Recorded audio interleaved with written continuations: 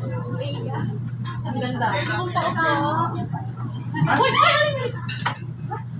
Ano po yun? Ano mo rin sa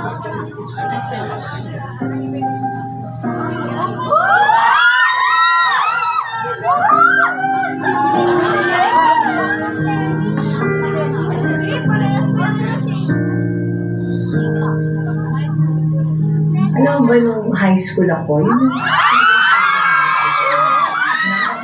yung mga dingding ko sa top ko ng mga posters.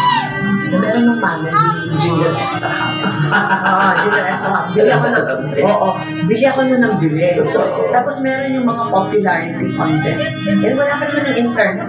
So talagang ina-mail mo siya. Meron ng mga popularity contest na bumotohan mo. Sino yung pinaka most favorite na mga guys star. Boto kay Maricel Soriano. Tapos Maricel Soriano and William Martinez pa na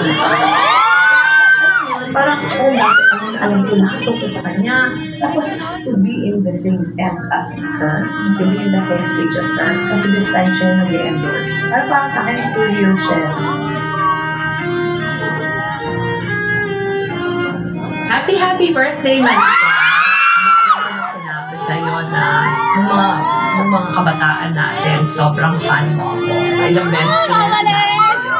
And tinulungan mo ako sa 2016, 2022, hindi ako makapaniwala. Nakasama na kita sa backstage, kasama kita sa mga kwentuhan. It is such an honor to be supported by you. Thank you for everything that you have done for the Filipino people. Thank you for continuing to do your craft in the best way that you can. We're so proud of you. We're so happy that we are friends with you. We are very inspired by the work that you do. Tuloy-tuloy lang. Kinento ko sa'yo magkaedad tayo. So, sobrang inspirasyon ka na sa edad natin ito, you continue doing very good work. I hope you enjoy your birthday celebration and dasal ko na ngayong 58 na tayo, mas maging masaya. Yung taon para sa'yo, mas maging tahimik. At mas maging fulfilling. Hope to see you soon. Happy birthday.